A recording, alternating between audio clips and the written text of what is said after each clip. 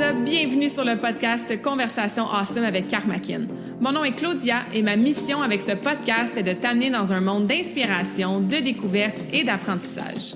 À travers des épisodes solo ou avec invités, en français and in English, attends-toi à une panoplie de sujets et d'histoires variées en lien avec la santé, les habitudes de vie, le développement personnel et spirituel et tout ce qui peut t'aider à vivre une vie awesome, épanouie selon tes termes. I am honored and so grateful that you're here. Merci de partager le podcast en grand nombre, de t'y abonner et de laisser 5 étoiles et un review sur ta plateforme d'écoute préférée. All right, let's dive in dans la nouvelle conversation de la semaine et merci encore d'être à l'écoute. You're awesome.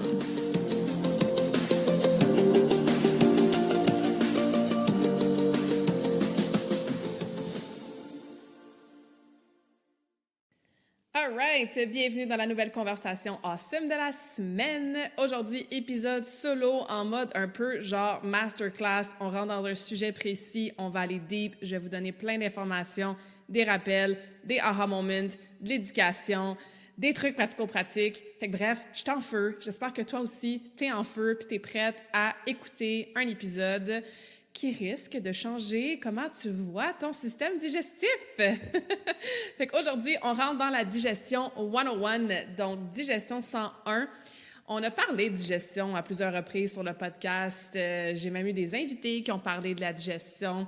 Mais j'avais envie aujourd'hui qu'on résume un peu tout ça, qu'on se donne justement des rappels, des points de repère. C'est des conversations que j'ai souvent avec mes clientes, puis à chaque fois, ça occasionne beaucoup de gratitude de comprendre qu'est-ce qui se passe entre notre bouche et le bol de toilette et à quel point, my God, que c'est important d'optimiser notre santé digestive le plus possible.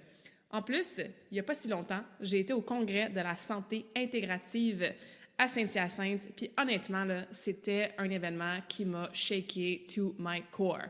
D'être entourée de plus de 500 professionnels de la santé, des naturopathes, des kinésiologues, des médecins, des dentistes, des pharmaciens, des j'ai toujours la misère à dire ce mot-là rapidement, énergéticiennes, des nutritionnistes. Écoute, il y avait du monde de qualité, des conversations inspirantes. J'ai appris plein de choses, moi aussi, d'écouter des chercheurs dans différents domaines. Et honnêtement, là, tout le monde dit la même chose. OK, peut-être que c'est une généralisation, mais ce que je veux dire, c'est que ça soit une conférence sur le TDAH, que ça soit une conférence. En fait, leur conférence, c'était quasiment des cours universitaires, là, tellement la richesse de l'information qui nous a été donnée était incroyable. Mais qu'on parle d'Alzheimer, qu'on parle de microbiote, qu'on parle de santé mentale, qu'on parle de processus de vieillissement, bien, ça revient tous à la même chose, tout à la même chose au niveau des bases.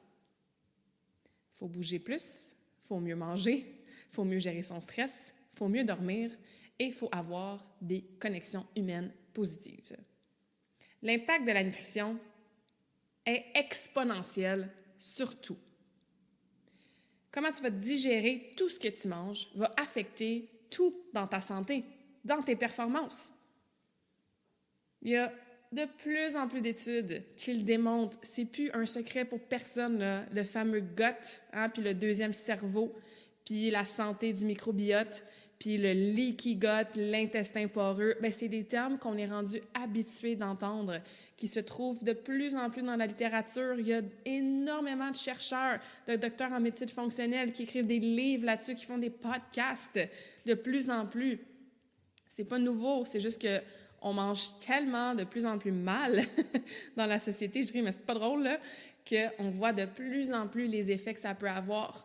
On est tellement en crise de différentes façons, surtout en Amérique du Nord avec l'obésité, même l'obésité infantile, les maladies métaboliques au niveau de l'hypertension, diabète de type 2, quoi d'autre, obésité, hypercholestérie, ce mot-là aussi, j'ai la misère à le dire, chez les jeunes aussi, au niveau des TDAH, de l'anxiété, de la dépression, tu sais, je veux dire, à quelque part, là, il y a quelque chose qui ne fonctionne pas. Et oui, la plupart de ce que je viens de vous nommer, c'est multifactoriel. C'est causé par différentes choses. Il y a différentes couches, différents layers. Mais ça reste que la nutrition, ta santé digestive est présente dans pas mal tout ça. Donc, aujourd'hui, on va faire un petit review. On va donner des trucs pour booster notre système digestif. Et je vais faire un disclaimer. Moi, je ne suis pas experte là-dedans. Là. Je veux dire, je fais du coaching en nutrition. J'explique des choses en lien avec la nutrition sur le podcast. Mais je ne suis pas experte en santé du microbiote. Je ne suis pas quelqu'un qui peut t'aider à, je ne sais pas moi, guérir de tes allergies et de tes intolérances alimentaires diagnostiquées ou de la maladie de Crohn. Moi, je me considère très, très généraliste dans mon coaching. Pardon.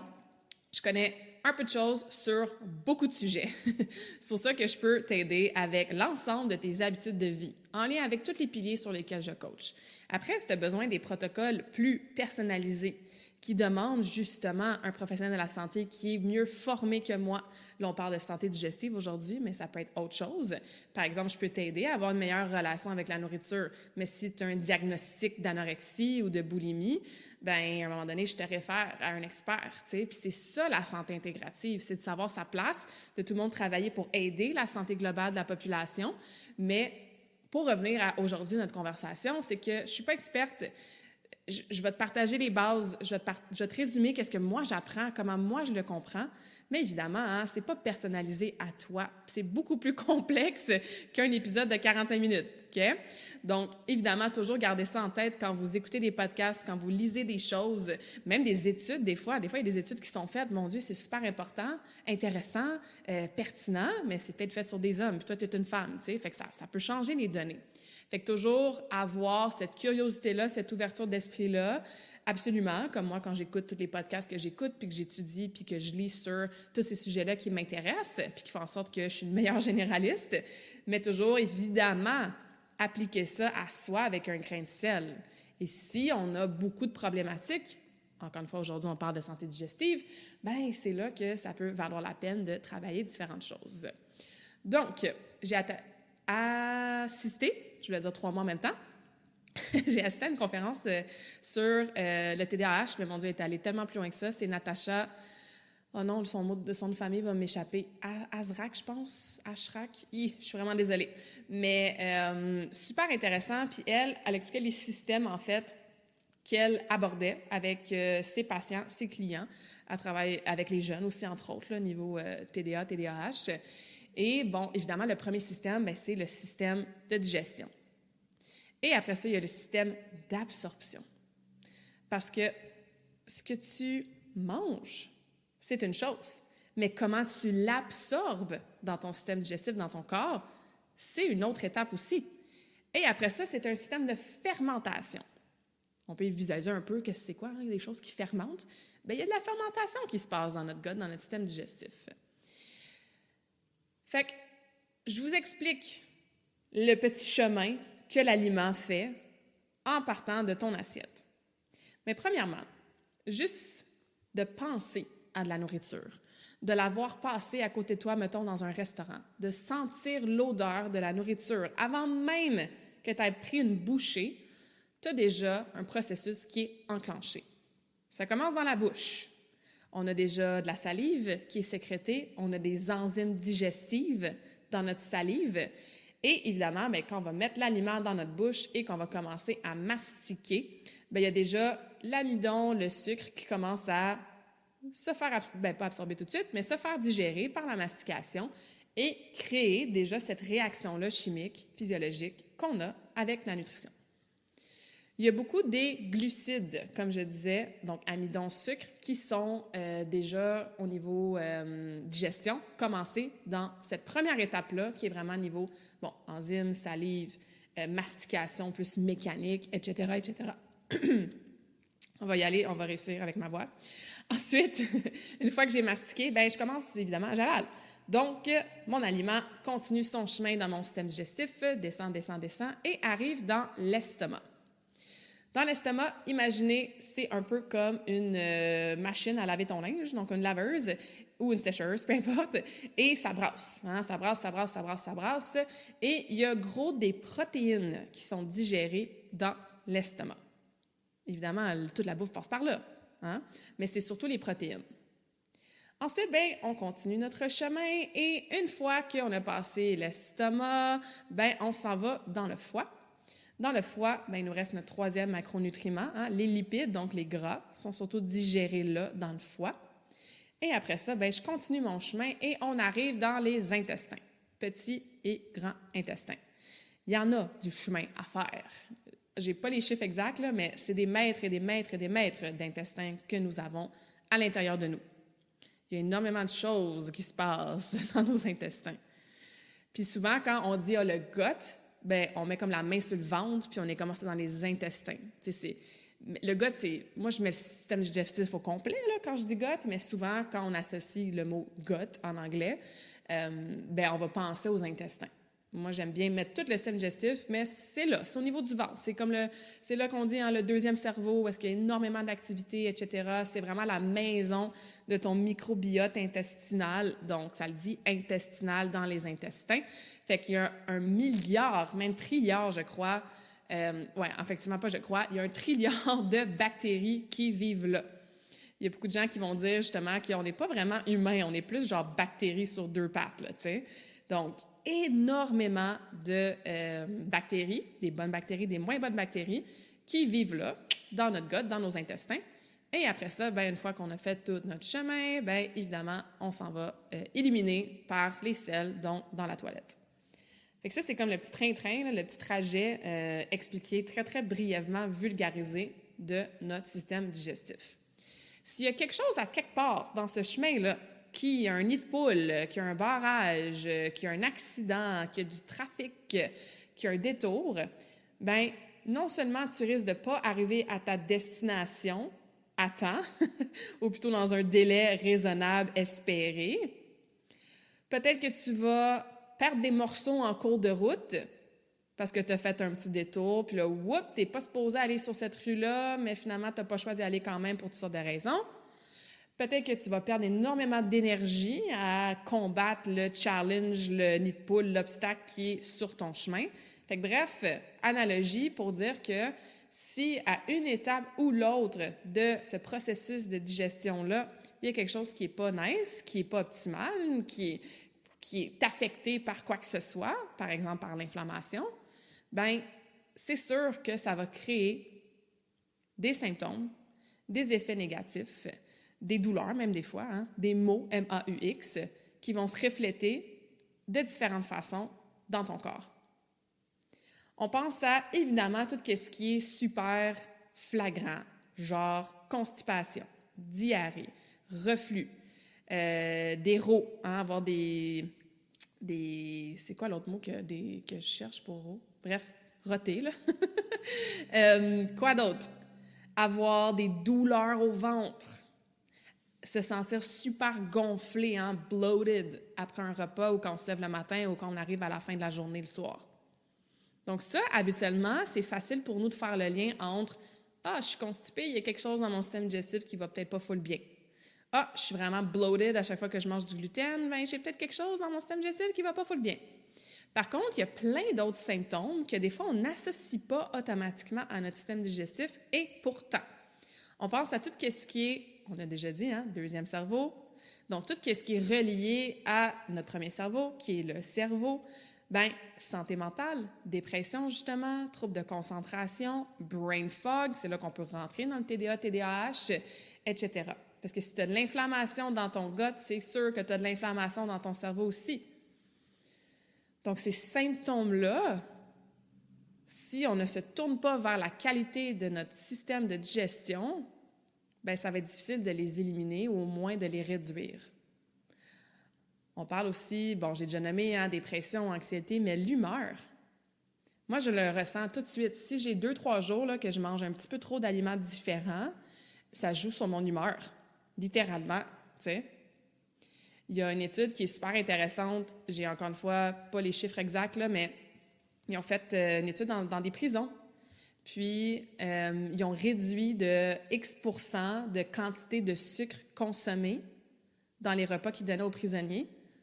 Et c'était hallucinant à quel point, quand ils ont testé ou qu'ils ont calculé ou qu'ils ont recensé les données de violence, agressivité, récidive, etc., à quel point ça chutait vraiment de façon flagrante juste par le changement d'alimentation en réduisant énormément le sucre. Vous imaginez, là, on est dans un contexte de prison. Fait que oui, ça a autant d'impact que ça, ce qu'on mange. Ensuite, au niveau d'autres symptômes, pensez à tout ce qui est en lien avec votre peau. Que ce soit de l'acné, que ce soit des petits boutons sur le menton. Mesdames, peut-être avant votre semaine, vous avez 1 ou 2 boutons qui vous poussent d'en face. Eczéma aussi qui est en lien avec le stress, c'est sûr, mais des choses aussi au niveau du système digestif. Fait que, tu sais, au niveau de la peau, ça peut être ça. Au niveau de tout ce qui est, par exemple, perdre ses cheveux, avoir des cheveux blancs de façon super prématurée, peut-être les ongles qui sont plus fragiles, des fois, ça se reflète parce qu'on a des carences alimentaires. Puis, peut-être qu'on en mange assez du minéral, mais qu'on l'absorbe pas bien. Ce qui m'amène à parler de l'eau, que j'ai déjà parlé souvent. Peut-être que tu bois beaucoup d'eau dans ta journée, mais tu ne l'absorbes pas, fait que tu passes ton temps aux toilettes, fait que tu n'es pas plus hydraté. Et, je vais juste le répéter, là, il y a d'autres facteurs là, qui expliquent l'eczéma ou la perte de cheveux, ou, tu sais, c'est pas que la nutrition, mais juste pour vous montrer à quel point la façon qu'on digère, qu'on absorbe les aliments, ça a un effet, ça peut avoir un effet sur tout ça. Pensez à vos performances aussi. Puis performance, on n'est pas obligé de penser à comme un athlète olympique, là. Comme moi, je pense que vous savez, j'aime beaucoup le mot performance. Je pense pas que c'est un mot qui devrait nous causer du stress puis de l'anxiété. C'est comme comment aujourd'hui je peux performer à mon mieux, à ma façon, tu sais. Peut-être que performer, c'est que tu performes dans ta récupération, puis tu écoutes ton film préféré un vendredi soir, puis tu relaxes. Tu sais, as performé dans ta récupération. C'est bien correct aussi. Mais bref, pensons à la performance niveau plus athlétique, sportive, entraînement, etc. Encore une fois, on se sort de la mentalité de « je suis un athlète de haut niveau ». Peut-être que tu veux juste comme courir ton 100 km un petit peu plus rapidement ou être moins raqué après tes workouts de muscu.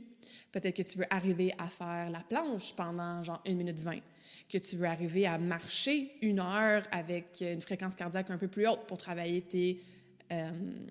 ton cardio au niveau, ton muscle du cœur. Fait que performer, s'améliorer dans nos performances sportives physiques, peu importe à quel niveau, c'est sûr que ta nutrition, ce que tu vas manger et comment tu vas absorber les aliments, ça va t'aider. J'avais justement une conversation récemment avec une cliente qui a fait un petit mini genre d'empoisonnement alimentaire. Puis elle était comme « je suis vraiment raquée cette semaine. » Tu sais, plus que d'habitude après mes cours de yoga, ça se peut. Si tu as moins mangé, que tu as moins bien absorbé la bouffe, puis qu'en plus ça a ressorti, désolée pour l'image mentale, là, t'as pas ce qu'il te faut pour récupérer. Fait que ça se peut que, tu sais, ta demande habituelle à ton corps dans tes cours de yoga, elle soit plus exigeante parce que tu n'as peut-être pas les nutriments pour récupérer optimalement. Donc, quand on mange, quand on met des choses dans notre bouche au niveau des aliments et même des choses qu'on boit, ça crée une réaction chimique. Il y a quelque chose qui se passe dans son corps. Et on veut que ça se passe le mieux possible. Donc, comment on fait pour améliorer chacune des étapes de cette digestion-là?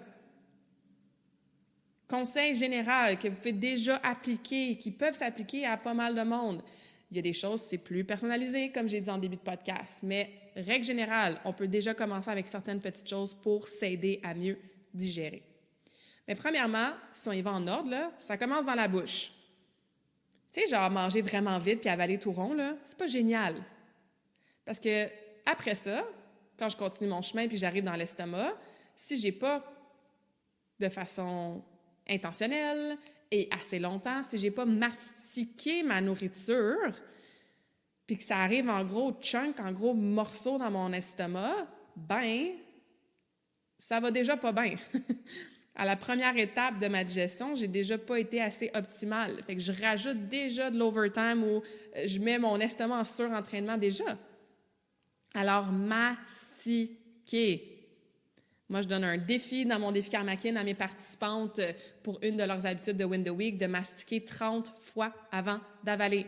Vous allez voir, c'est long 30 fois, là. C'est sûr que si on mange du yogourt ou de la soupe, bon, on se comprend, là, on a quand même le gros bon sens, là, on ne mastiquera pas de la soupe pendant 30 fois, mais essayez-le, les aliments solides, un morceau de carotte, une bouchée de steak, du granola, peu importe. Essayez vraiment de mastiquer, comptez combien de fois vous mastiquez habituellement avant d'avaler et vous allez voir que vous rendre à 30, c'est pas facile puis c'est long. Peut-être que des fois, c'est pas possible, c'est bien correct, mais on veut juste développer cette prise de conscience-là. On veut que la bouffe soit dans une espèce de texture comme une pâte à dents avant d'avaler. Il ne devrait plus rester de morceaux. On ne devrait pas avaler tout rond. Donc, pratiquez-vous à mastiquer. C'est incroyable à quel point vous allez aider votre processus de digestion. Ensuite, comme je disais, on descend dans l'estomac. Dans l'estomac, imaginez que je prends un marqueur jaune, puis que j'ai comme un déjà-vu en ce moment, comme si j'avais déjà expliqué ça sur le podcast. Bon, je l'explique souvent, c'était peut-être sur un Facebook Live, c'était peut-être avec une cliente. Bref, si tu le réentends, le réécoutes, bien tant mieux, hein? Mais je viens d'avoir un méchant déjà-vu, fait que je voulais vous le partager. Fait que je retourne à mon estomac, ce que j'ai obviously déjà expliqué plus qu'une fois.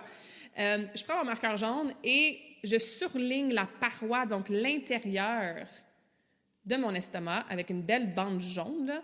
Mais ça, c'est le stomach acid. Donc, c'est l'acidité au niveau de l'estomac. Et des fois, on fait comme « Oh mon Dieu, ça fait peur. Je ne veux pas avoir de l'acidité dans mon estomac parce que ça va me donner des reflux, etc. » Il faut avoir assez d'acidité dans l'estomac pour deux choses, entre autres. Il y en a sûrement plus, je vous le dis, je ne suis pas experte, mais deux choses importantes.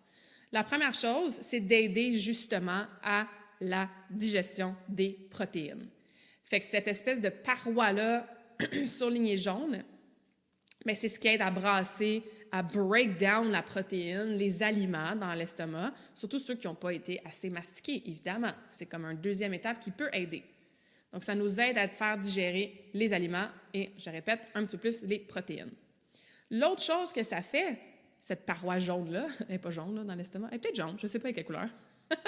Bref, cette acidité dans l'estomac, bien, ça envoie un signal par la suite à la vésicule biliaire. Puis je sais qu'il y en a qui l'ont plus, malheureusement. Il y en a qui s'en font enlever. C'est quand même, ça peut quand même être important là, comme conséquence de ne plus l'avoir. Mais son rôle à la vésicule, entre autres, elle en a d'autres, mais un de ses rôles, c'est de faire un peu comme une bouteille de spray net. Psh, psh. Donc, elle va sprayer, elle va envoyer de la bile pour aider la prochaine étape qui est dans le foie. Donc, aider le foie à continuer la digestion des aliments et surtout le gras, comme j'ai déjà mentionné. Fait que si dans ton estomac, tu n'as pas assez de stomach acid, ben tu vas moins bien digérer tes protéines et tu vas moins bien envoyer ton signal. Donc, la prochaine étape va aussi être moins optimale. Puis là, tu vas me dire, bien, comment je fais, Claudia, pour être sûre que j'ai assez de stomach acid? Il y a des tests qui peuvent se faire avec des enzymes digestives que je ne vais pas expliquer là, en live, dans le podcast, parce que je veux pas que vous ayez commencé à faire ça, puis là, vous ayez mal à l'estomac, puis vous le faites pas comme il faut. Il faut être accompagné quand on fait ça, mais sachez qu'il y a des tests qui peuvent être faits. Ceci étant dit, moi, je l'ai fait faire à certaines de mes clientes de qui j'ai appris ce test-là. En fait, je l'ai appris de différentes personnes parce que c'est un test qui est assez connu là, dans le monde de la naturopathie, etc. J'ai jamais vraiment, pas vraiment, en fait, j'ai jamais rencontré quelqu'un qui avait trop de stomach acid. Habituellement, il n'y en a pas assez. Parce qu'on a un mode de vie stressant, parce qu'on ne mange pas full bien, avec full de variétés, puis des aliments toujours près de la nature, parce qu'on ne mastique pas justement. Fait qu'il faut peut-être prendre en compte que tu n'en as peut-être pas assez. Donc, ça peut être pertinent, encore une fois, ce n'est pas une recommandation personnalisée, ça peut être pertinent d'inclure des enzymes digestives dans ton alimentation, surtout quand tu manges, par exemple, beaucoup de protéines animales dans un repas ou quand il y a des repas qui vont être différents, genre des repas beaucoup plus riches au resto, par exemple. Moi, c'est ce que je fais. J'ai mes enzymes digestives, puis si je sais que je vais aller manger, par exemple, chez mes parents ou au resto, ou que je vais avoir un repas, mettons, avec un gros steak ou quoi que ce soit, bien, je vais prendre une enzyme digestive pour m'aider à digérer tout simplement. Donc, ça, c'est dans l'estomac. Ensuite, bien, vous le savez, on arrive dans le foie. Le foie, là, c'est, mon Dieu, mon organe préféré, je pense. Pas au foie, sérieux. On lui demande tellement de choses. Le foie va aider dans, je me souviens plus du chiffre, mais c'est autour de 800 trucs dans le corps, là. C'est vraiment beaucoup, tu sais. Il est souvent en overtime, souvent en surentraînement. Fait que, tu sais, une chose que vous pouvez déjà faire, c'est commencer à intégrer des habitudes de vie ou changer certaines habitudes de vie pour réduire le load, la demande, le travail qu'on demande à notre foie à tous les jours.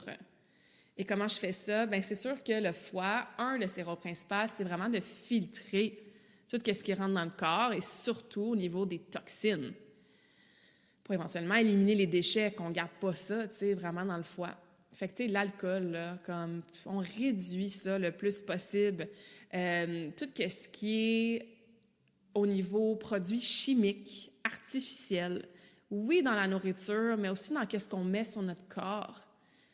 Tu sais, des shampoings, crèmes, déodorants, comme regardez la liste des ingrédients sur vos produits, puis essayez, ça vaut la peine, c'est important ça vaut la peine de payer plus cher et c'est important d'avoir des produits de meilleure qualité naturelle. Éventuellement, bien, faites-les vous-même. Il y a plein de gens maintenant, ils font leur propre savon, ils font leur propre shampoing, ils font leur propre savon à vaisselle ou savon à linge. Okay? Il y a des choses qu'on ne peut pas contrôler, là. Je veux dire, la pollution qu'on respire, les trucs chimiques dans notre eau. Bon, évidemment, on peut prendre des filtres, il y a d'autres façons de faire, etc. Mais tu sais, il y a des choses qu'on ne peut pas vraiment contrôler. Par contre, il y a beaucoup de choses qu'on peut contrôler. Fait que ça, on peut au moins donner moins de travail à faire par exemple, nos produits hygiéniques puis notre nutrition. Bien, le foie va avoir quand même de la place puis de l'énergie, puis il va être dans une meilleure santé pour la filtrer, l'alcool de temps en temps, filtrer la pollution si vous habitez en ville ou même à cette heure, même si on n'habite pas en ville, c'est pas facile, la qualité de l'air à plusieurs endroits. Mais bref, vous comprenez ce que je veux dire. Fait que réduire le load sur le foie, super important. Ensuite, on continue. On s'en va dans nos intestins. Donc, je vous l'ai dit, il y a comme 1 trilliard de bactéries qui sont là. On veut nourrir nos bonnes bactéries. Et on veut que nos mauvaises bactéries crient famine, puis éventuellement, ils disparaissent. Donc, des façons simples de faire ça, que vous pouvez faire dès maintenant, c'est d'ajouter encore plus de couleurs à votre alimentation. Donc, de manger varié. Variété d'aliments, variété de bactéries. Parce que ça prend, oui, des bonnes bactéries, mais ça prend une bonne variété de bactéries pour avoir une santé du microbiote qui est optimale. Fait que tu as le droit de manger un piment rouge au complet à chaque jour. Puis tu peux booster tes fruits et légumes encore plus que ce que tu fais déjà. Tu sais, 7 à 8 % de légumes, là, c'est beaucoup. Mais ça serait un minimum ou au moins premier bon objectif, pardon.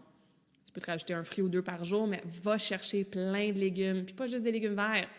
On sait que tu l'aimes, là, ta laitue, tes céleris, ton concombre, ton piment vert, mais allons chercher du mauve, du orange, du blanc, du jaune, du rouge, du bleu même. OK? Donc, mangeons l'arc-en-ciel. Ensuite, des aliments fermentés. Moi, ça, c'est quelque chose que j'ai besoin de travailler parce que j'en mange pas. Même que je les connais pas tous. Hein? Il y a le kimchi, le kombucha, miso, quoi d'autre? Tu vois, ça me vient même pas.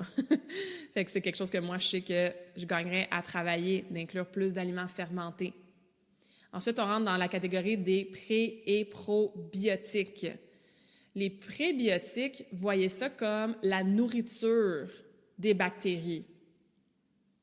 Donc, une alimentation riche en fibres, riche en plein de couleurs, bien, tu viens aider, booster tes prébiotiques. Puis les probiotiques, je suis zéro experte là-dedans.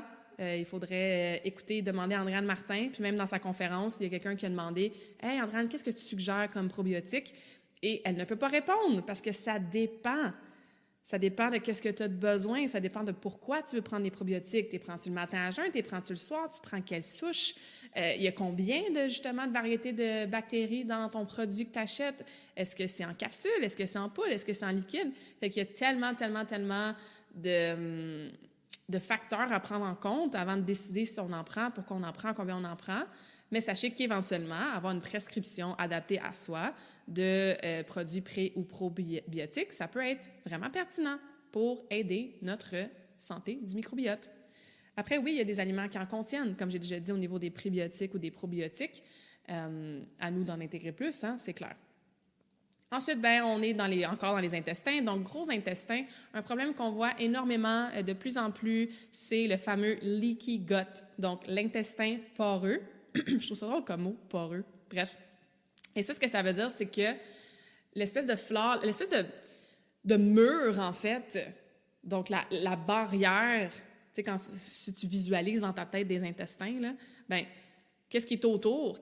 Si, mettons, je prends un intestin une partie d'intestin dans ma main, ce que je tiens, en fait, à l'intérieur de ça, on appelle ça un peu comme le mur là, intestinal ou la flore intestinale, mais la flore, on dirait que j'inclus pas juste le mur, là. Bref. Ça peut devenir perméable. Donc, l'eau passe à travers. Quand on pense à, mettons, un imperméable qui ne serait pas perméable. Pourquoi on achète un imperméable sous la pluie puis qu'on en met un? C'est parce qu'on ne veut pas que l'eau passe à travers. Donc, dans les intestins, si ton mur, ton gut devient perméable, ça veut dire que ça passe à travers. Qu'est-ce qui passe à travers? Des choses qui ne sont pas supposées passer à travers, qui sont supposées continuer leur chemin au niveau de la digestion ou aller faire leur job. Où est-ce qu'ils sont supposés faire dans le corps? Par exemple, les protéines vont aller dans les muscles, entre autres. Le glucose va monter, mettons, dans le foie ou dans les muscles, encore une fois, en forme de glycogène. Tu as peut-être des protéines qui vont aller aider pour tes cheveux. Tu sais, bref, hein, les aliments, quand on les absorbe de la bonne façon, ils ont des rôles à faire, des vitamines, des minéraux, etc. Fait que si on a des espaces entre certains, je vais utiliser le mot morceau, là, mais certains endroits dans nos intestins, puis que ça passe à travers, ça s'en va dans des endroits dans le corps où est-ce que c'est pas supposé aller. Donc, le corps fait comme « Hello, genre, t'es pas supposé être là, donc j'envoie de l'inflammation, puis j'envoie du sang là, puis je mets de l'énergie puis de l'attention parce que je sais pas c'est quoi ce corps étranger-là qui est pas supposé être là. » Puis si en plus, tu mastiques pas, que dans ton estomac, puis ton foie, puis le petit intestin, c'est pas digéré comme du monde, que tu as un environnement full de mauvaises bactéries, puis tu as un leaky gut en plus, puis ça passe à travers, c'est là que tu te ramasses avec un environnement interne qui est en inflammation, souvent chronique. Puis tous les symptômes que je vous ai nommés, ils se font ressentir vraiment beaucoup. Puis j'en ai pas parlé, hein, mais je veux dire, la perte de poids, là, c'est sûr que c'est influencé énormément par ta santé digestive. Au-delà de qu'est-ce que tu manges, c'est aussi ton environnement interne. Ça ressemble à quoi?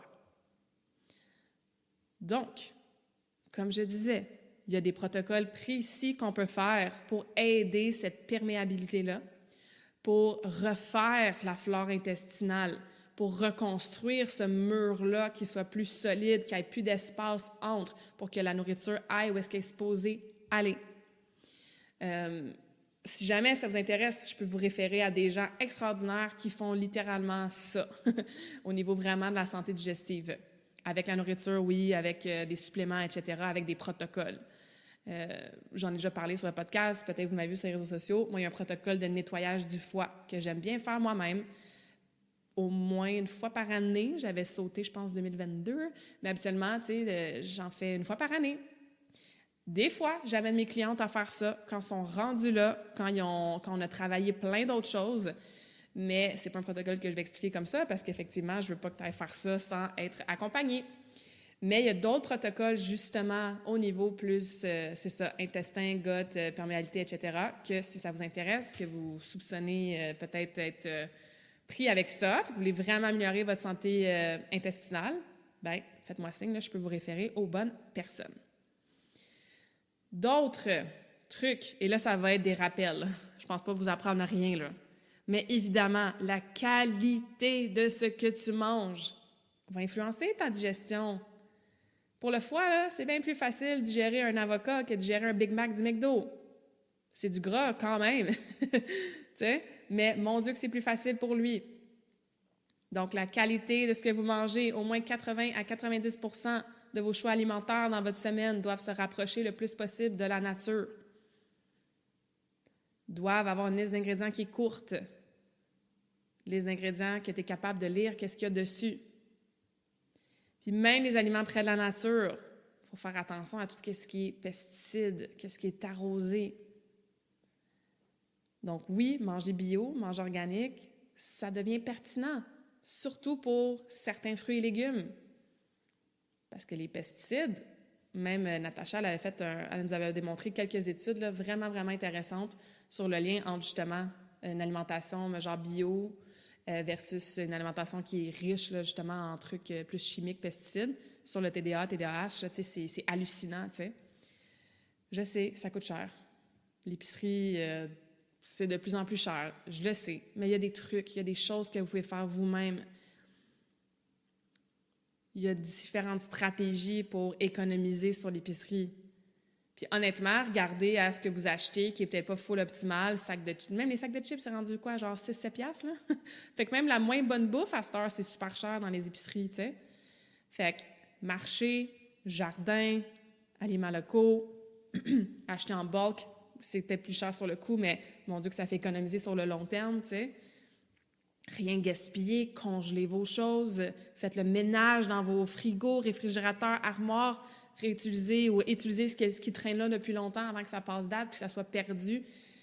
Allez voir, il y a plein d'applications mobiles qui existent ou des sites là, avec les flyers puis les circulaires puis tout, tu sais. Oui, ça prend peut-être plus de temps que de juste se pointer à l'épicerie du coin puis acheter tout ce qu'on a de besoin sans réfléchir, mais d'être un peu plus intentionnel va vous aider à économiser puis comme ça, vous allez pouvoir avoir l'argent pour acheter des produits de meilleure qualité, tu sais. Ça vaut la peine pour la santé.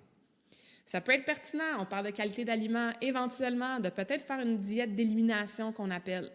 Ça aussi, ça fait partie de certains protocoles en naturopathie, entre autres. Dans le sens que tu élimines beaucoup de choses, tu guéris ton environnement interne le plus possible, et après ça, tu réintroduis, voir, OK, finalement, je suis vraiment intolérante aux produits laitiers, ou c'est parce que mon intestin était tellement inflammé que dès que je mangeais un peu de fromage, ça causait une réaction, puis j'avais des gros points dans le ventre, par exemple. Donc, des fois, on doit désapprendre, éliminer des choses pendant un certain moment pour se donner l'opportunité de guérir from the inside out, d'avoir cet environnement interne-là awesome, d'avoir ce système digestif-là qui est plus optimal, puis après ça, réintroduire certains aliments, faire comme « Hey, ça me dérange moins à cette heure de manger X. Hey, j'ai beaucoup moins de réactions ou mes selles ne changent plus maintenant quand je mange Y. » OK, donc ça doit être personnalisé, évidemment. Ça doit être dans le bon ordre pour soi aussi, parce que ça aussi, tu sais, je veux dire, des fois, il faut que ça aille moins bien avant d'aller mieux. C'est pas des choses qu'on change 3 fois par jour, là.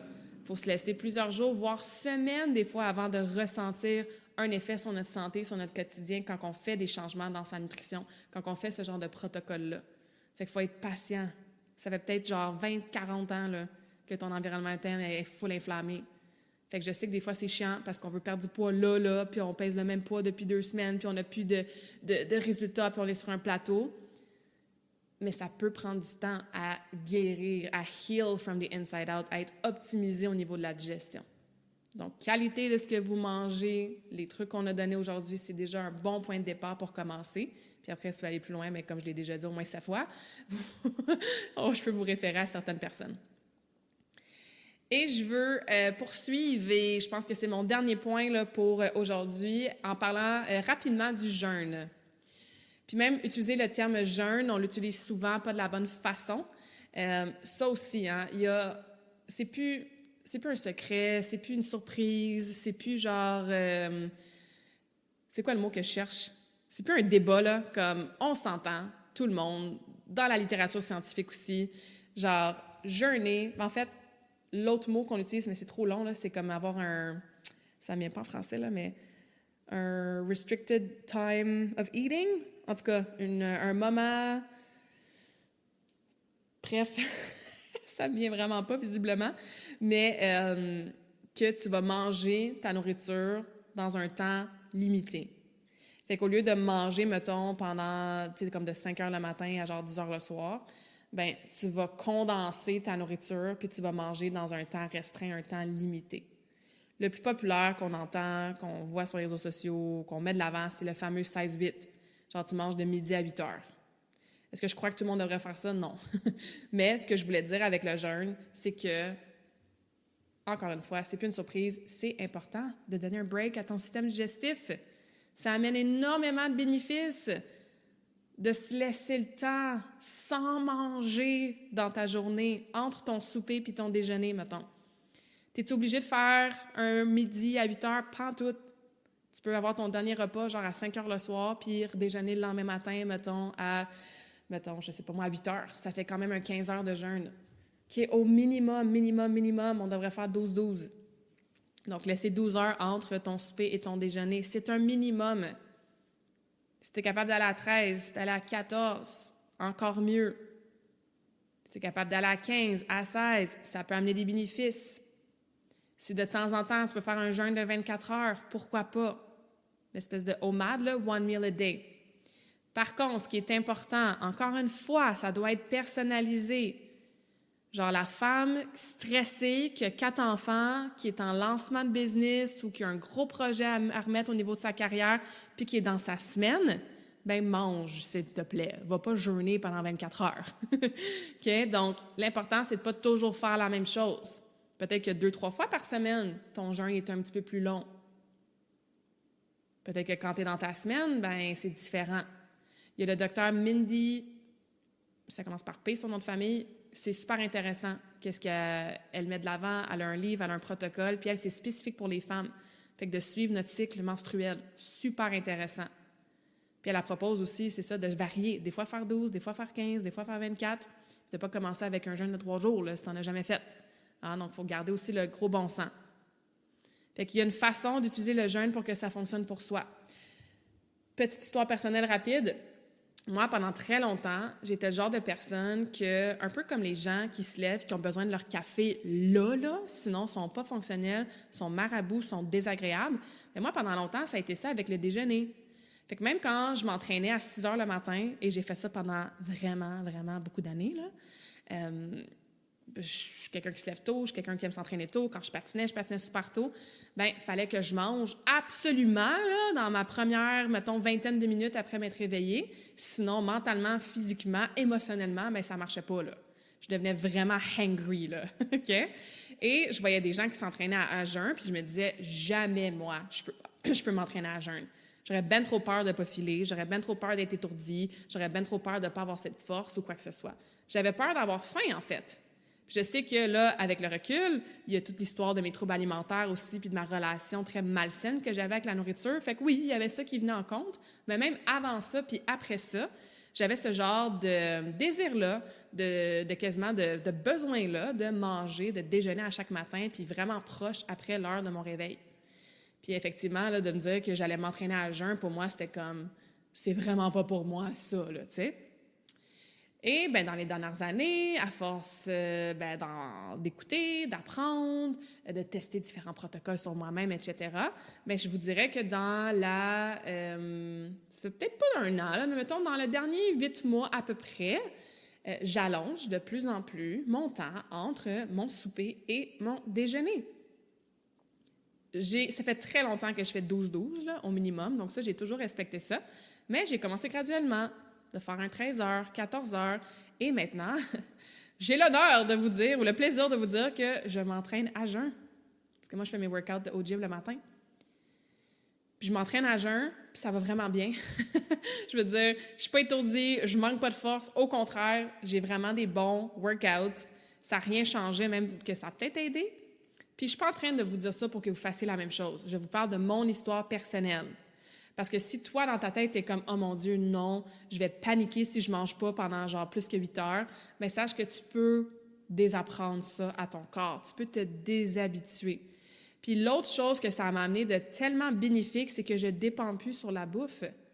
Dans le sens que je panique plus si, mettons, j'ai quelque chose super tôt le matin, je dois prendre la route tôt parce que j'ai un événement, justement, 1 heure, 1 heure et demie de route. Bien avant, là, je me serais relevée encore plus tôt pour être sûre que je déjeune. Ou sinon, je me serais amené des choses que j'aurais mangées dans l'auto vite, juste parce que j'aurais eu peur d'avoir faim ou que je voulais absolument déjeuner avant mon événement. Et là, bien, ça m'arrive de déjeuner à 10h, 11h. Puis je veux dire, ça va, j'ai l'énergie, j'ai de la concentration.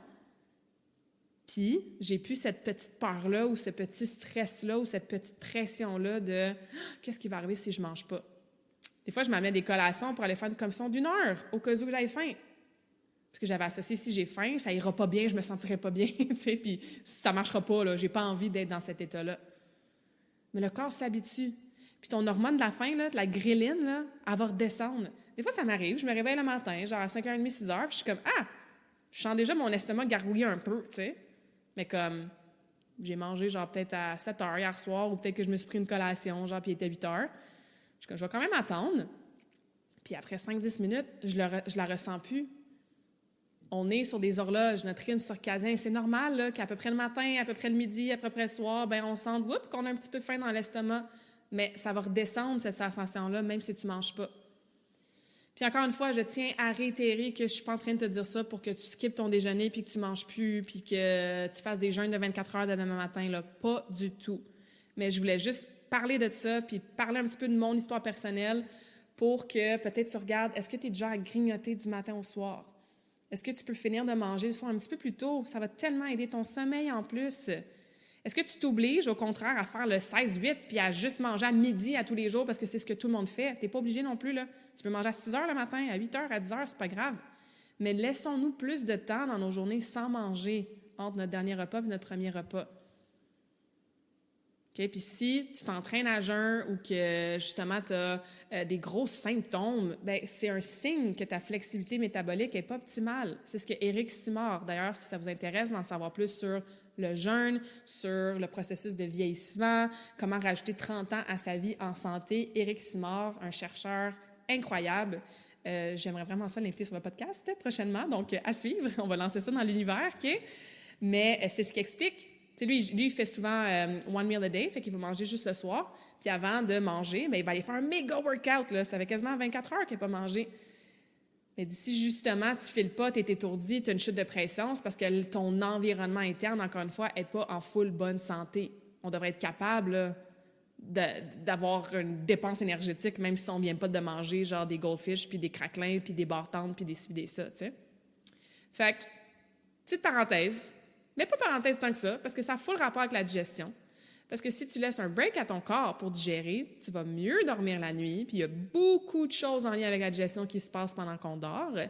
Et en plus, ben, tu risques de réduire les portions que tu manges. Encore une fois, si tu overtaxes ton système digestif, à un moment donné, il ne fournit plus, là.